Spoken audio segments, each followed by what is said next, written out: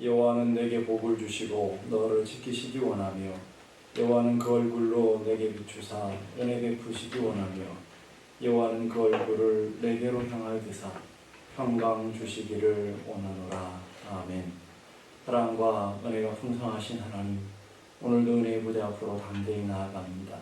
우리를 정결케 하시고 복되게 하셔서 하나님만 예배하는 복된 시간 되게 하시고 하늘의 신령한 복과 하늘의 은혜로 가득 채워지는 귀한 은혜의 시간이 될 수 있도록 도와주옵소서.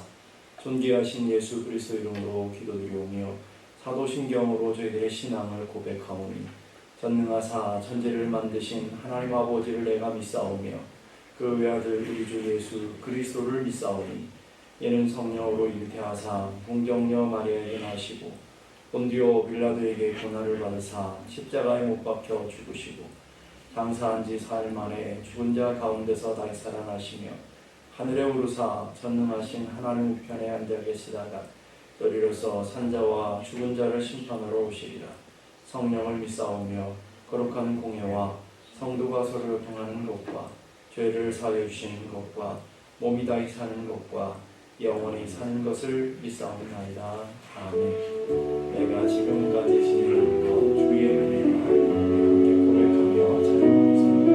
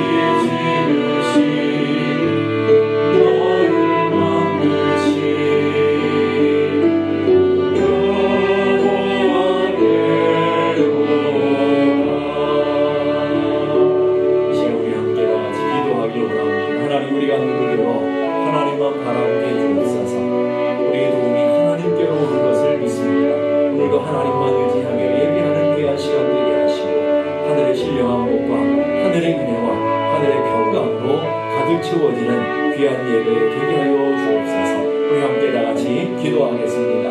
하나님 아버지 은혜를 감사합니다. 오늘도 눈을 들어 하나님을 바라봅니다. 우리의 도움이 저 천지를 지으신 여호와에게서 오는 것을 믿습니다. 하나님께는 연약하고 우리는 질병 가운데 있고 우리는 수많은 고통과 아픔이 있고 우리의 가정이 어려운 물질이 어려운 건강이 어려운 많은 어려움과 많은 고통이 있지만 오늘도 우리가 눈을 들어 주님을 바라볼 때 하나님께서 능력의 발로 우리를 붙들어 주실 줄로 믿습니다.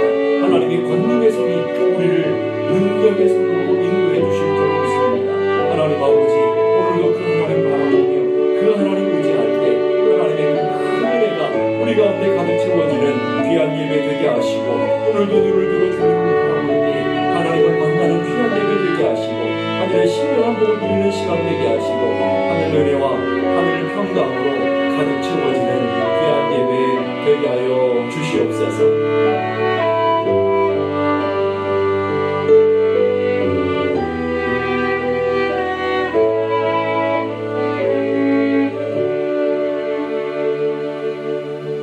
우리를 도우시는 하나님, 우리를 붙들어 주시는 하나님, 우리 인생의 주관자 되시는 하나님, 지난 한 주간도 수많은 아픔과 수많은 고난과 수많은 인생의 환난과 문제 속에서도 우리를 보존하시고 우리를 생명싸게로 품어주시다가 또 오늘 거룩한 은혜의 자리, 예배의 자리로 불러주셨음을 감사합니다. 하나님 우리의 연약함을 아시고 우리의 부족함을 아시며 우리의 절망과 낙심까지 아시면서도 우리를 사랑하시고 우리를 하나님의 은혜 가운데 불러주시사오니 오늘도 하늘의 은혜와 하늘의 복으로 가득 채워주실 것을 믿습니다. 하나님을 만나는 귀한 은혜의 예배가 되게 하시고 하늘의 신령한 복으로 채워지는 복된 시간 되게 하시고 주님을 만남으로 만족한 우리의 영혼이 될 수 있도록 은총 베풀어 주시옵소서. 우리가 눈을 들어 주님을 보게 하시고 눈을 들어 하나님만 집중할 수 있게 하시고 나의 도움이자 천지를 지으시는 저 천지를 창조하시고 이끌어 가시는 하나님께로부터 오는 것을 믿음으로 고백하며 하나님 앞에 모든 짐들을 다 맡길 수 있는 귀한 예배가 되게 하여 주옵소서. 너희 모든 짐을 여호와께 맡기라. 그리하면 내가 권고해 주시리라. 약속하신 대로 오늘도 주님 앞에 나와 하나님 앞에 모든 것을 내려놓을 때 하나님의 붙들어 주심과 하나님의 응답을 경험하는 귀한 아침이 되게 하여 주옵소서. 하나님을 사랑하는 자들이 하나님의 사랑을 덧입는 것을 믿습니다. 하나님을 찾고 부르짖는 자들이 하나님을 만나게 되는 줄로 믿습니다. 이 시간도 하나님을 만나는 시간, 하나님의 은혜로 만족해 되는 시간이 되게 해주시고 하나님께는 영광이 되어지고 우리 모두에게는 평강과 은혜의 시간이 되게 하여 주옵소서. 존귀하신 예수 그리스도 이름으로 기도드리옵나이다. 아멘. 교회 소식 알려드리겠습니다. 오늘 2부 예배 후에 가을 대청소가 있습니다. 여러분 기억하시고 참여해 주시고요. 다음 주일 2부 예배 후에 본당에서 당회가 있습니다. 다음 주일 1부 예배 후에는 본당에서 사역자 모임이 있습니다. 기억하셔서 참여해 주시면 감사하겠습니다. 기도하겠습니다. 하나님 아버지 은혜를 감사합니다. 오늘도 주님께서 저희들을 사랑하시고 은혜 가운데 불러주심을 감사합니다. 나의 나 된 것이 다 하나님의 은혜로 된 것이나 고백하는 것처럼 오늘도 우리가 그 믿음으로 주님 앞에 나아가 예배하는 저희들을 되게 하여 주옵소서. 우리 아픔이 변해서 기쁨이 되게 하시고 우리의 기도의 제목들이 변해서 응답이 되게 하시고 우리의 질병 변해서 강건케 되어지는 축복이 있게 하시며 오늘도 우리의 빈곤하고 우리의 연약함들이 변해서 주님의 은혜로 강해지며 하나님의 놀라운 역사로 충만케 되어지는 저희 모두가 되게 하여 주옵소서. 예배를 통해 하나님의 음성을 듣게 하시고 예배를 통해 하나님의 위로를 받게 하시며 예배를 통해 우리의 갈 바를 발견하는 믿음의 표대를 발견하는 귀한 은혜의 시간이 되게 하여 주옵소서. 하나님 아버지 오늘도 귀한 예물 구별하여 주의 손에 올려드립니다.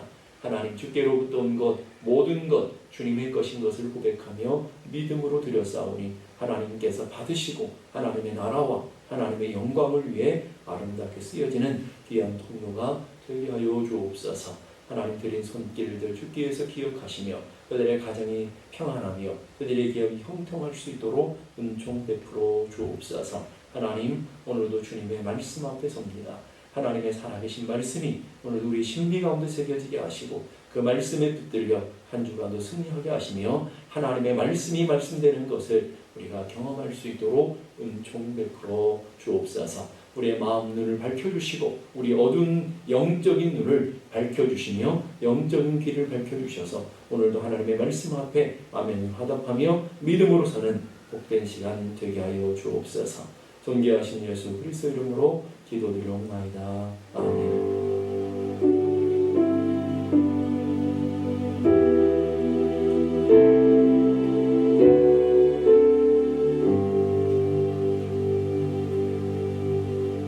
오늘 저희들에게 주신 하나님의 말씀 마태복음 5장 17절에서 20절까지의 말씀을 보겠습니다.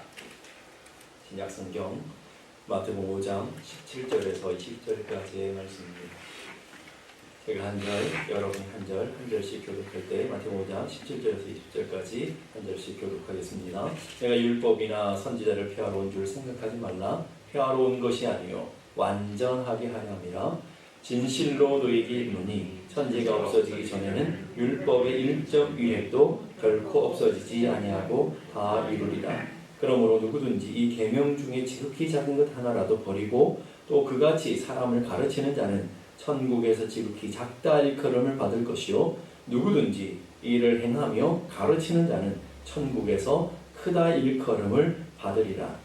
내가 너에게 이르노니 너희의 의가 서기관과 바리새인보다 더 낫지 못하면 결코 천국에 들어가지 못하리라. 아멘. 하나님은 여러분들을 사랑하고 계시는 것을 믿습니다. 그러면 하나님께서 여러분들을 왜 사랑하신다고 생각하십니까? 여러분들이 마음이 선해서요? 여러분들이 예뻐서요? 여러분이 돈이 많고 능력이 있어서요?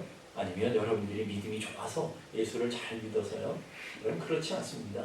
하나님께서 우리를 사랑하시는 이유는 우리가 잘 알지 못하죠. 솔직하게 말하면 왜 하나님이 나를 사랑하시는지, 왜 하나님이 나를 선택하셨는지 우리는 정확하게 그 이유는 모르지만 분명한 것은 하나님의 그 큰 사랑으로 인해서 나를 사랑하고 계시고 나를 품어주시고 나를 하나님의 자녀로 삼아주셨다는 것은 분명하다라는 거예요. 이거를 우리는 하나님의 은혜라고 하는 거예요. 우리의 노력이 아니라 우리 열심이 아니라 하나님의 은혜로 우리는 구원받게 되었고 하나님의 자녀가 된 것을 믿습니다. 오늘 그 얘기를 하고 있는 거예요. 17절 보니까 내가 율법이나 선지자를 피하러 온 줄로 생각하지 말라. 유대인들이 갖고 있는 오해, 예수님에 대한 오해가 있는데 예수님은 율법을 허무는 사람으로 있다라는 거예요. 율법을 자꾸 피하고 율법을 어긴다, 안식을 어기고 그렇게 율법을 범한다라고 하는 그런 의식을 갖고 있다라는 것이죠. 율법이나 선지자는 구약 성경을 말하는데 폐한다, 파괴한다, 폐지한다라고 얘기하는 거죠. 구약의 말씀을 폐지해버리고 있다. 율법의 말씀을 예수님이 폐지하고 있다라고 얘기하고 있어요. 이건 오해죠. 그러면 오늘 그 오해에 대한 우리들은 질문을 해나가야 되는데 그럼 율법을 어떻게 이해하고 받아들여야 되는가 하는 거예요. 이 두 가지 큰 잘못된 관점이 있어요. 하나는 율법주의고요. 또 하나는 율법 폐기론이에요. 그러니까 율법주의는 당시의 바리새인과 유대인들처럼 율법의 조항 하나하나를 지켜야 의롭게 된다고 생각하는 거예요. 철저하게 율법을 지켜서 인간의 열심과 노력으로 율법을 다 지켜서 구원받겠다고 하는 의식이 바로 율법의 의식이죠. 여러분 그건 굉장히 잘못됐다는 걸 여러분이 아시잖아요. 인간의 열심과 노력으로 율법 열심히 지켜서 구원받을 수 있는 길은 없기 때문에 그렇죠. 두 번째는 율법 폐기론이에요. 지금 은혜의 시대에 십자가의 은혜를 구원받은 우리가 무슨 율법 구닥다리 같이 그런 거 하나하나 다 지켜야 되는가? 다 지키지 않아도 돼. 우리는 아무렇게 자유롭게 아무렇게 살아도 돼. 라고 하는 이 두 개의 극단적인 것들이 부딪히게 되는 것이죠.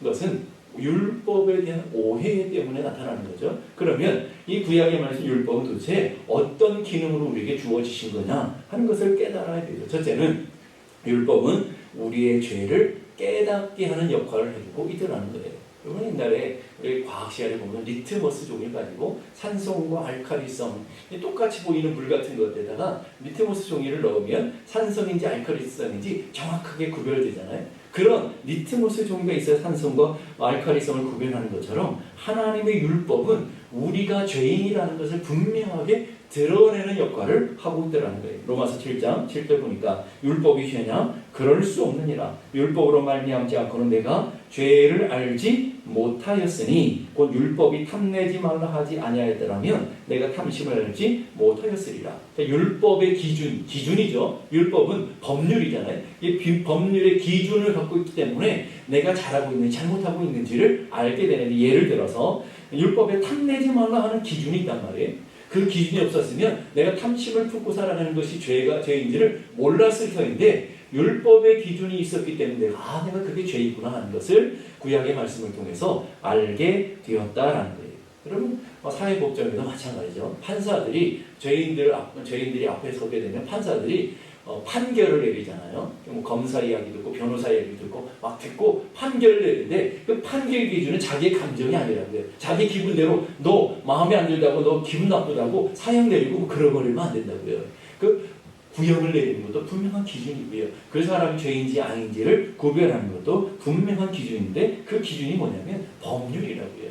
이 나라에서 정해진 법률의 기준을 가지고 이 사람이 이만큼 잘못했구나, 이 사람이 이만큼 관용을 베풀 수 있겠구나, 그 기준을 따라가는 것이지 판사 마음대로 정해지는 것이 아니라는 거예요. 율법도 마찬가지죠. 율법에 분명한 기준이 있기 때문에 우리가 가는 길이 하나님의 말씀에 옳은지 그른지를 분명하게 우리에게 선명하게 구별시켜주는 역할을 첫째로 하고요.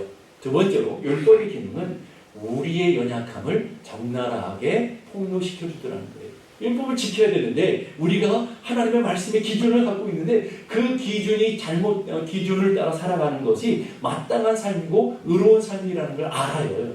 우리 다 알잖아요, 여러분. 말씀을 지켜서 살아가야 된다는 걸 다 아는데, 중요한 것은 뭐냐면 우리의 율법을 철저히 지킬 수 있는 능력이 우리에게 없다는 거예요.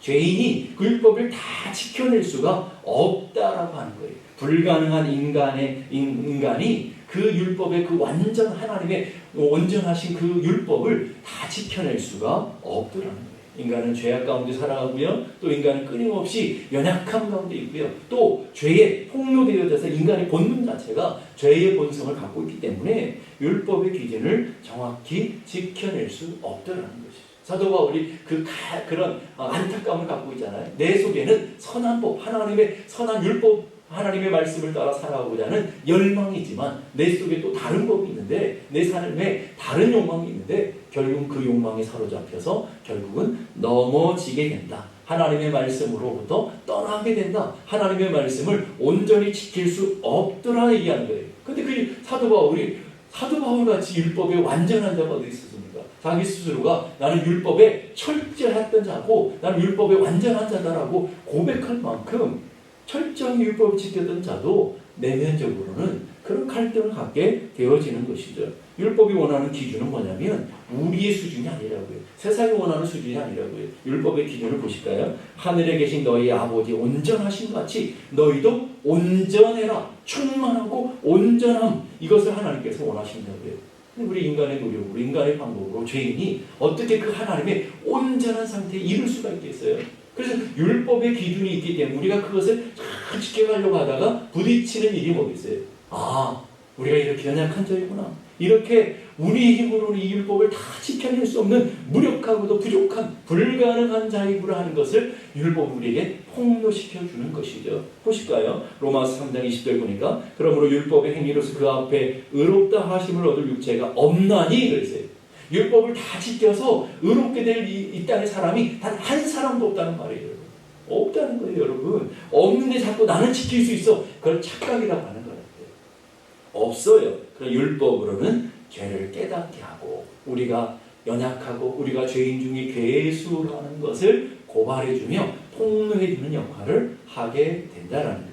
유명한 어거스틴이라는 신학자가 이렇게 말해요. 율법은 우리에게 하도록 또 하지 말도록, 율법이라는 건 뭐뭐 해라 하지 말라라는 명령이잖아요. 하도록 하지 말도록 하는 명령을 한다. 우리의 율법의 요구대에 행하려고 노력하다가 우리 자신의 연약한 존재임을 깨닫게 되면서 하나님의 은혜의 도우심이 절실하게 필요하다는 사실을 더욱 깨닫게 된다. 여러분, 그거예요. 우리가 율법을 지키려고 노력하면 노력할수록 우리는 우리 연약함을 가지고 이것을 다 지켜낼 수 없다는 것. 더 쉽게 말하면 율법을 지킴으로 완벽한 의를 이뤄낼 수가 없다라는 것, 구원받을 수 없다라는 것을 우리에게 정확하게 얘기해 주고 있는 것입니다.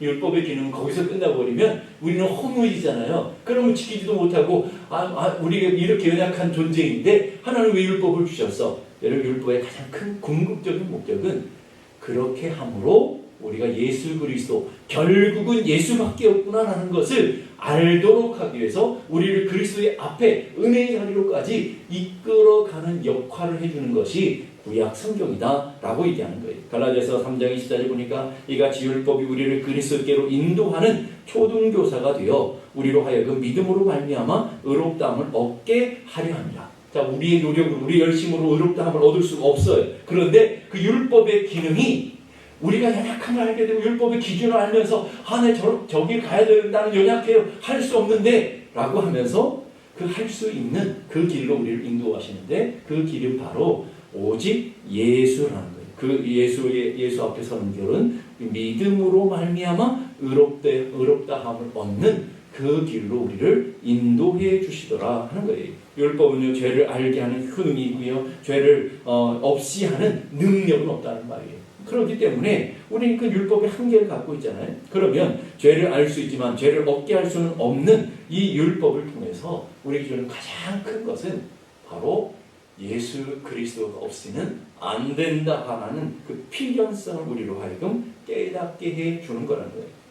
그것을 유명한 존 스토트라고 하는 목사님이 쓴 글에 아주 분명하게 잘 설명해 주고 있어요. 잘 들어보세요. 율법이 우리를 멍들게 하여 죽이기 이전에는 우리가 우리의 상처를 싸매줄 복음의 필요성을 인정하지 않을 것이다.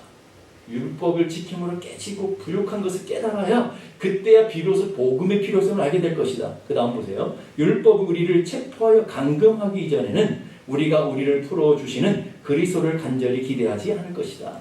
율법 우리를 정죄하여 죽이기 이전에는 우리가 그리스도에게 의롭다 하심과 생명을 요청하지 않을 것이다. 율법이 우리를 자신에 대한 실망 가운데 인도하지 않은 한 우리는 그리스도를 믿지 않을 것이다. 율법이 우리를 지옥까지 낮추기 이전에는 우리를 천국으로 올려주시는 복음으로 돌아서지 않을 것이다. 율법이 우리를 이렇게 적나라하게 고발해주고 적나라하게 우리의 현실을 인정하게 하기 때문에 결국은 복음으로, 결국은 은혜로, 결국은 예수 그리스도께로 우리를 인도해 주셔서 그 주님이 주시는 의로우심으로 우리는 온전한 자가 되어지고 구원받는 자가 되어진다는 거예요. 그러면서 예수님이 이렇게 말씀하시죠. 17절 보니까 내가 율법이나 선지자를 폐하러 온 줄로 생각하지 말라. 폐하려 온 것이 아니고 뭐 하라고요? 완전하게 하러 왔다. 이 완전하게라는 말은 크게 두 가지 의미가 있어요. 첫째는 가득히 채우고 완성시키다라는 의미와 두 번째로 구약 성경에 이루는 그 율법을 내가 이루고 성취해내기 위해서 이 두 가지 의미를 갖고 있어요. 그러니까 율법의 기능은 크게 두 가지 기능을 우리에게 주더라는 거예요. 오늘 주님께서 율법을 온전하게 하셨어요. 완성하셨단 말이에요. 이 불완전했던 것들을 주님으로 인해서 완성시켜 주셔서 이제 주님이 율법의 마침이 되어주시는 놀라운 은혜가 있게 되는 것이고요. 두 번째는 그분이 모든 것, 우리가 지켜야 되고 우리가 성취해야 되는 그 율법을 주님이 대신 다 성취해 주셨어요. 그것을 의로움이라고 해요. 하나님이 만들어 놓으신 의로우심을 만들어 놓으시고요. 그 의로우심을 자신의 공로로 덮이지 아니하시고 다 너희들 거야 라고 우리에게 의의 옷을 입혀 주시더라는 거예요. 그래서 우리는 그 의로우심으로 나아가야 되는 거예요. 그래서 18절 보니까 진실로 너에게 이르노니 천지가 없어지기 전에는 율법의 1.1획도 결단코 없어지지 아니하고 다 이루리라. 다 이루어질 것이다 라고 하셨는데 다 누가 이루셨다는 거예요? 우리가 이루는 것이 아니라 예수님이 온전히 이루어 오셨다라고 얘기해요. 이걸 성경에서 몇 군데를 찾아볼게요. 누가복음 24장 24절 보니까 내가 너희와 함께 부활하신 주님이 제자들을 만나셔서 엠마오로 가는 제자들을 만나셔서 하시는 말씀 가운데 나와요. 내가 너희와 함께 있을 때에 너희에게 말한 바 모세 율법과 선지자의 글, 이게 모세 율법, 선지자의 글, 시편, 이게 구약 성경이잖아요. 구약 성경에 가리켜 기록된 모든 것이 이루어져야 하리라 한 말이 이것이라. 주님이 부활에까지, 주님이 이 땅에 오셔서 부활까지 모든 사건들이 시편과 구약 모세 율법과 선지자의 글, 이 구약 성경에서 예언했던 모든 것이 이루어져야 될 것이다라고 한 말씀이 이렇게 온전히 이루어지게 된 것이다라고 주님이 해석해 주고 있어요. 그러면 예수님 복음서에 보게 되면 복음서 끊임없이 계속 반복되는 문구가 있어요. 주님이 기적을 행하시고 주님이 병든 자를 고치시고 이렇게 하시면서 주님께서 하시는 말씀이 뭐냐면 이는 선지자를 통하여 하신 말씀, 구약 말씀을 이루려 하심이라. 그리고 다른 곳에서는 다 선지자의 글을 이루려 하심이라. 그리고 이는 성경을 이루려 하심이라. 이런 패턴의 말씀들이 끊임없이 반복되고 있다고. 여러분 마태복음부터 요한복음까지 한번 쭉 읽어보세요. 그러다 보면 이런 패턴의 말씀들이 비슷한 유형의 말씀들이 계속 반복되고 있어요. 그 말은 무슨 말이겠어요? 주님이 이 땅에 오신 것 우연한 사건이에요. 구약을 이루기 위한 사건이고 주님의 모든 공생의 사건 하나하나가 주님의 뜻대로 사는 것이 아니라 아버지의 뜻을 이루기 위함이라 그랬잖아요. 다 이루어 가시는 것이고 그 모든 것을 다 이루신 후에 십자가에서 마지막 운명하시기 바로 직전에 제일 마지막에 하신 말씀이 뭐예요? 다 이루었다. 다 이루었다. 이 다 이루었다라는 테텔레스타이라는 아주 특이한 말이에요. 이 말은 바로 하나님의 온전하심과 그 온전하심과 똑같은 단어라고요. 하나님의 온전하신 그 기준이 있는데 예수님이 그 온전하심을 다 이루었다. 우리가 갚아야 될, 우리가 이루어야 될 모든 것들을 다 성취해내셨다라고 주님이 얘기하시는 것이죠. 그러면서 이 구약의 이 이야기들은 예수님을 보여주는 그림자요, 모형이라고 그러잖아요. 실체가 아니고 예수님이 실체인데 그 예수님을 보여주는, 예수님이 이 땅에 오셔서 이루어져야 될 모든 일들을 보여주는 그림자요, 모형이라는 것. 우리는 그래서 구약을 통해서도 예수 그리스도의 오심을 발견하고 그리스도의 예언들을 우리는 끊임없이 발견하게 되고 구약의 말씀을 통해서도 예수님을 만나게 되어지는 것이죠. 히브리서 10장 1절 보니까 율법은 장차 올 좋은 일의 그림자일 뿐이요 참 형상이 아니므로 해마다 늘 드리는 길 같은 제사로 나오는 자들을 언제나 온전하게 할 수 없느니라. 이렇게 불완전하고 온전한 것을 주님이 온전하게 하셨다는 거예요. 주님이 다 성취하시고 만족시키셨다는. 그러면서 로마서 10장 4절 보니까 그리스도는 모든 믿는 자에게 의를 이루게 해요. 자, 예수를 믿는 모든 사람들에게 의로움을 전달해 주기 위하여, 의로움을 성취시켜 주기 위해서 율법의 마침이 되셨다. 율법을 다 이루시고 성취하셨다라고 얘기해요. 여러분 기독교가 바로 그거죠. 오늘 우리가 구약처럼 우리가 열심히 우리의 노력, 우리 열심으로 율법을 지켜가려고 하는 것이 아니라 예수 그리스도께서 이루어진 그 율법의 완성을 우리는 믿고 주님의 말씀 가운데, 주님의 은혜 가운데 살아가는 자, 우리는 믿음을 가지고 믿음으로 살아가는 삶의 길을 우리는 선택하고 걸어가는 것, 이게 바로 은혜의 길이라는 거예요. 그러면서 주님이 20절에 이렇게 말씀하셔요. 20절 아주 중요한 말씀을 우리에게 주셔요. 내가 너희에게 이르노니 너희의 의로움이, 너희의 의가 서기관과 바리새인보다 이 구약을 철저하게 지키는 당시의 율법주의자들을 말하는 거예요. 이 율법의 1.1획도 어긋나게 없이 지켜가는 그들을 갖고 있는 그 자신이 드러내는 의로움보다 더 낫지 못하면 결단코 천국에 들어가지 못할 것이다. 아주 무시무시한 얘기를 하고 있어요. 바리새인들의 의는 보통 의가 아니죠. 바리새인과 서기관들은 율법에 정통한 사람이고요. 율법을 대표하는 사람들이 율법에 죽고 율법에 사는 삶의 기준이 완전히 철저하게 율법에 맞춰 있는 사람들이 바로 이 바리새인과 서기관들이 얼마나 율법을 잘 지키려고 했느냐면 이 율법을 613가지로 나눠서 철저하게 지키면서 그것도 안 되니까 자신들이 갖고 있는 법률들을 좀 만들어서 안식일의 법도 100가지나 정해가지고 철저하게 그렇게 지켜가려고 했던 사람들이 그들이었죠. 누가복음에도 보면 그들의 율법을 얼마나 지켜가는지 이런 얘기예요. 바리새인들은 한 주에 2번씩 금식하고요. 하루에 3번씩 성전에 올라가서 기도하고요. 안식일을 철저히 지키고요. 11조를 하고요. 뭐 이렇게 자기의 의로움들을 드러내잖아요. 이렇게 철저하게 하나님을 믿고 자신의 율법을 지킴으로 의롭게 된다라고 생각을 했다라는 거예요. 그 당시에도 윤리적으로 도덕적으로 완전하다고 평을 받았던 사람들이 바리새인들이었잖아요. 완벽하다라고 생각을 했단 말이에요. 그러면 우리가 그 사람들이 지키는, 그 사람들이 만들어내는 의로움보다 우리가 더 나을 자신이 있나요? 여러분 그런 자신 있습니까? 우리 형편을 보면 우리는 그거에 먼지만도 못 찾아. 오히려 주님이 만들어주신 기준이 아니라 바리새인과 서기관들이 지켜가는 거에 먼지만도 못하는, 우리 쫓아갈 수 없다고요, 여러분. 근데 주님은 뭐라고 얘기하십니까? 그들이 갖고 있는 의로움보다 더 낫지 않으면 결코 천국에 들어갈 수 없대요. 우리는 다 망해야 되는 것입니까? 그 얘기를 하려고 하는 것이 아니죠.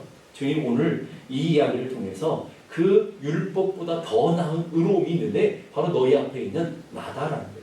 너희들 앞에 있는 예수 그리스도의 의로우심, 예수 그리스도께서 성취해 놓으신 그 놀라우신 은혜를 덧입고 살아야 되는 것이지, 인간의 노력으로, 인간의 방법으로 율법을 완성시킬 수가 없다라고 우리에게 가르쳐주고 있는 거예요. 그것이 로마서 3장 21절에서 22절까지의 말씀이에요. 로마서 3장 21절에서 22절 보니까 이제는 율법이 아니라 율법 외에 하나님의 한 또 다른 의로움이 있는데, 그 의로움을 나타내셨어요. 드러내셨는데 율법과 선지자들에게 증거를 받으셨어요. 이 말은 뭐예요? 구약 성경에 이미 다 예언하시고 구약 성경이 이미 그 의로움이 무엇인지를 드러내려고 이미 보여준 증거가 있다라는 말이에요. 근데 곧 누구라고요? 예수 그리스도를 믿음으로 말미암아 모든 믿는 자에게 미치는 하나님의 의로우십니다. 여러분, 우리에게 분명하게 우리에게 가르쳐주고 있어요. 그래서 성경은 뭐라고 말합니까? 결국은 예수밖에 없고 나의 구원의 근거, 나의 의로움의 증거는 오직 예수를 믿는 믿음밖에 없다라고 우리에게 가르쳐 보여주고 있는 것이죠. 성경에 보면 이렇게 말하죠. 너희가 성경에서 영생을 얻기 위해 알고, 예수님이 바리새인과 서기관들, 제자들에게 얘기하시는 말씀 아닙니까? 너희가 성경을 연구하고 너희 성경을 읽고 성경을 묵상하고 성경을 지키지 않느냐 얘기하셔요. 그러면서 주님이 하시는 말씀이, 너희들이 읽고 연구하는 그 성경은 곧 나에 대해서 증거하는 것이다. 나를 가르쳐주기 위해서 기록된 것이다 라고 얘기하셔요. 그리고 요한복음의 끝에 가니까 오직 이것을, 성경을 기록하는 목적을 설명하고 있는데, 너희로 예수께서 하나님의 아들이 그리스도이심을 믿게 하려. 하나님의 아들 예수가 그리스도라는 것을 믿게 하고, 그 믿음, 너희가 믿고 그 이름을 힘입어 영생을 얻게 하려 합니다. 이 말을 정확하게 줄이면 이거예요. 예수, 믿음, 그 예수 믿음으로 인해서 영원한 생명이 주어지는 그 길을 가르쳐주기 위해서 성경이라는 것이 우리에게 있는 것이다 라고 우리에게 분명하게 얘기해주고 있는 것이죠. 그러니까 성경에서 예수를 빼버리면 아무것도 아니라는 거예요. 그 예수 그리스도께서 우리에게 보여주신 믿음의 의로우심을 우리에게 보여주시기 위해서 율법이라는 것이 필요하더라는 거예요. 자, 보십시다. 갈라디아서 3장 13절 보니까 그리스도께서 우리를 위하여 저주를 받은 바 되사, 예수님이 저주를 받으셨다고 그랬어요. 그 저주는 어떤 저주냐면 율법의 저주에서, 우리 율법을 지켜서 구원받아야 그걸 받는 길인데 그걸 지킬 수 없어 저주받는 자가 되었단 말이에요. 그러니까 그 저주로부터 우리를 속량하시기 위해서, 값을 지불하기 위해서. 아까 테텔레스타, 예수님이 다 이루셨다는 말이 완성하다, 성취하다는 뜻과 함께 더불어 내가 빚을 다 갚았다라는 뜻도 있다고 그랬잖아요. 그러니까 예수님께서 그 속량이라는 단어가 빚이라는 말이잖아요. 그 빚을 다 갚기 위해서, 속량하시기 위해서 십자가를 지셨는데, 보니까 기록된 바 나무에 달린 자마다 저주 아래 있는 자라 했습니다. 나무에 달린, 예수님이 십자가 지신 게 저주받은 사건인데, 바로 그 저주는 우리가 받아야 될 저주를 대신 져주기 위함이다 라고 얘기하고 있고요. 갈라디아서 2장 16절에도 보니까 사람이 의롭게 되는 것은 율법의 행위로 말미암지 아니하고 오직 예수 그리스도를 믿음으로 말미암은 줄 알므로, 보세요. 율법의 행위, 율법을 온전히 지켜서 바리새인과 서기관들이 나타내는 그 의로움이 아니고 율법 외에 또 다른 의뢰가 있는데, 바로 율법의 외에 다른 오직 예수 그리스도를 믿음으로 말미암는 의로움을 통해서 우리도 그리스도 예수를 믿나니 이는 우리 율법의 행위로서가 아니라 그리스도를 믿음으로써 의롭다함을 얻으려 함이라. 율법의 행위로서는 의롭다함을 얻을 육체가 없느니라. 우리 성경은 이렇게 분명히 우리에게 가르쳐 주고 있는 것이죠. 예수를 믿는다는 것은요, 그분을 사랑한다는 것이고, 그분 안에 말씀, 그분의 말씀 안에 거한다라는 것을 얘기하는 거예요. 그분을 믿으면 아무렇게 살아도 되는 게 아니고요. 그분을 믿고 그분을 사랑하면 그분의 뜻대로 그분 안에 다스림을 받고 살아가는 그 삶이다라는 거예요. 전에는 억지로 마지못해 율법을 지켜야 구원받는다라고 하는 그 삶에서부터 이제는 구원받은 하나님의 자녀가 하나님의 그 자유와 하나님의 그 은혜와 평강 안에서 주님의 말씀 안에 자발적으로 거하게 되는 삶을 살게 되어진 것, 이것이 오늘 우리의 삶의 모습이다 하는 것이죠. 그래서 로마서 3장 24절 보니까 그리스도 예수 안에 있는 속량으로 말미암아 하나님의 은혜로 값없이 의롭다 하심을 얻은 자 되었다. 우리의 값없이, 우리의 노력 없이, 우리 열심 없이 하나님의 은혜로 말미암아 전적인 은혜로 구원받게 되었다. 자, 그럼 보세요. 우리 율법을 지킴으로 구원받은 게 아니고요. 하나님의 은혜로 구원받았어요. 구원받은 사람은 함부로 살아가는 것이 아니라 하나님의 말씀을 귀히 여겨요. 그래서 하나님의 말씀을 따라 살려고 몸부림치게 되는 거예요. 그러니까 우리 율법은 우리에게 의로움을 주지 못해요. 구원을 완성시킬 수 없다고요. 그래서 그것을 주님이 완성시켜 주었고요. 하나님의 값없이 은혜를 우리에게 주어졌어요. 그 은혜를 받은 사람은 감사와 감격으로 그 하나님의 말씀 안에 거하며 주님의 다스림과 주님의 성령님의 이끄심 따라 한순간도 떠나지 않고 그 성령님의 이끄심 따라 살아가려고 하는 그런 갈망과 몸부림이 생겨지게 되는 것이죠. 그것을 잘 보여주는 한 이야기가 있어요. 한 교회 두 권사님이 80년을 사시면서 교회를 열심히 섬기며 충성을 다하며 이제 누가 봐도 부끄러움 없는 충성을 하셨던 두 권사님이 어느 날 한날에 하나님 앞에 서게 됐대요. 천사가 한 권사님에게 물었어요. 내가 하나님 앞에 드릴 예물이 있느냐? 평생을 살아오면서 하나님 앞에 드려야 될 자랑이나 예물이 있느냐 물어보는 거죠. 그랬더니 거침없이 나는 80평생을 살면서 교회를 봉사를 많이 했고요. 이런 선행도 했고요. 이런 상도 받았고요. 하고 자신의 보따리를 탁 폈더니 그 보따리 이미 썩어서 악취가 나는 보따리였다. 이 말은 뭐예요? 자신의 선행과 자신의 한 행동들을 자랑하고 드러내는 의로움, 자신의 의로운 도구가 되었다. 자신의 공로가 되어지고 자랑이 되었다는 말이에요. 근데 썩어서 이제 아무짝에 쓸모없는 것이 되었다 하는 것이고요. 또 다른 권사님에게 또 천사가 또 물었어요. 이게 권사님은 하나님 앞에 드릴 예물이 있습니까? 하나님 앞에 드릴 무엇인가 있습니까? 좀 내놔 보십시오. 그랬단 말이에요. 그랬더니 그 권사님은 저는 아무것도 없습니다. 평생을 수고하고 평생을 교회 섬기고 평생을 기도하며 하나님 나라를 위해 살았는데 나는 아무것도 없습니다. 그러는 거예요. 아무것도 없습니다. 누가 봐도 그분은 정말 훌륭한 권사님이셨는데 아무것도 없다. 그러면서 이렇게 고백하는 거예요. 다만 하나님의 사랑에 감격해서 감사의 눈물만을 드릴 뿐입니다. 평생 하나님의 은혜에 감사하며 살았고 평생 하나님의 은혜 때문에 내가 한순간도 그 은혜에서 벗어나지 못하고 그 은혜에 감격하며 살아왔다. 나는 아무 자랑이 없고 오직 그 내게 베풀어 주신 은혜 때문에 그 은혜에 보답하는 마음으로 어찌하든지 몸부림치면서 주님의 은혜 가운데 서도록 했다. 나는 자랑할 게 아무것도 없습니다. 감사의 눈물밖에 없습니다. 그랬더니 그 천사가 권사님 그 옷을 한번 벗어보세요. 그랬더니 옷을 벗었더니 옷을 벗은 그 안에 엄청나게 빛난 놀랄만한 광채의 옷이 입혀져 있더라는 거예요. 예수님 십자가의 못자국이 몸소 인쳐있는 그런 아름다운 옷이 입혀져 있더라는 말이죠. 무슨 말이에요, 여러분? 우리의 자랑이 아니죠. 우리의 공로가 아니라고요. 하나님의 교회를 섬기는 것도 우리가 누군가를 섬기는 것도 우리의 자랑, 우리의 공로가 아니에요. 그것은 어떤 우리의 의로움이 될 수 없다고요. 근데 거꾸로 우리는 하나님의 넘치는 은혜를 받았어요. 하나님의 넘치는 사랑을 받았고요. 하나님의 그 한결같은 하나님의 축복과 은혜가 우리는 살아가고 있어요. 그거 생각하면 너무너무 감사해요. 그 사랑과 은혜에 감격해서 우리는 누군가를 섬기게 되었고 교회를 사랑하게 되었고 그리고 하나님 나라를 위해서 살아가는 자로 최선을 다해 살아가는 자가 되었다고요. 그런데 그건 내 자랑이 아니고 오직 하나님의 은혜에 감격하며 살아갈 뿐이라고요. 그랬더니 하나님이 그것은 은혜로 우리를 쳐주셨다는 말이에요. 그래서 대리 타카 프랜시스라고 하는 분이 자신의 인생을 보면서 이런 기도를 했어요. 주여 저는 비었사오니 채워주십시오.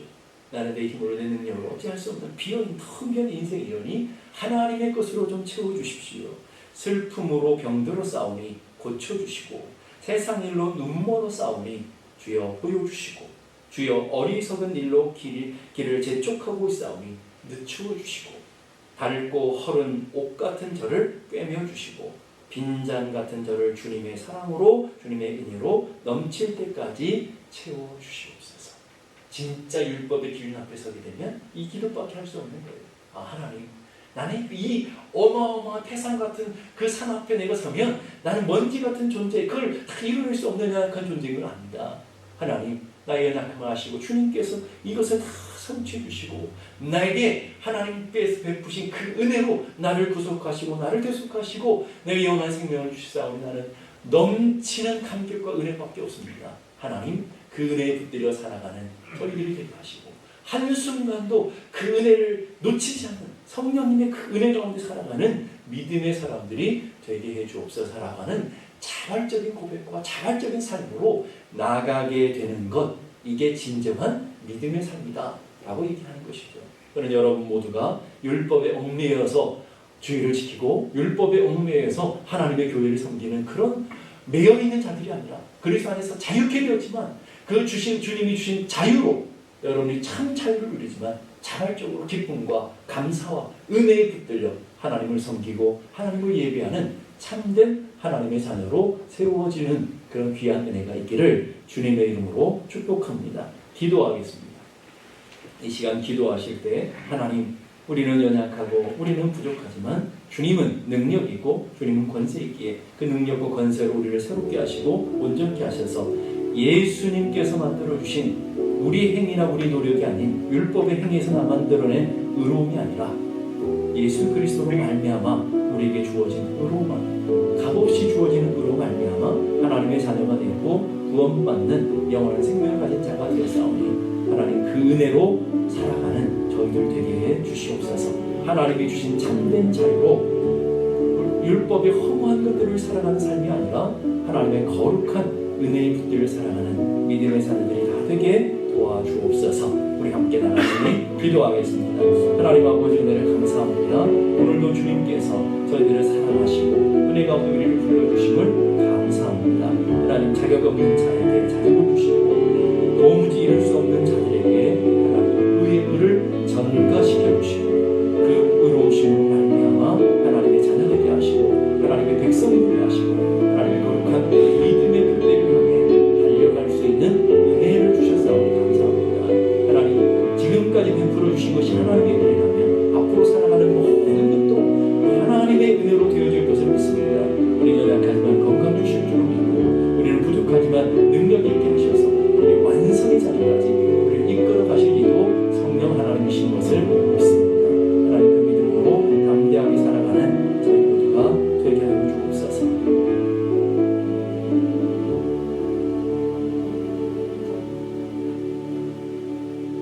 이제는 우리 주님 예수 그리스도의 은혜와 하나님 아버지 크고도 놀라우신 사랑과 성령님의 감화 감동 충만케 하시는 역사가 이제로부터 영원까지 함께 계시기를 간절히 축원하옵나이다. 아멘.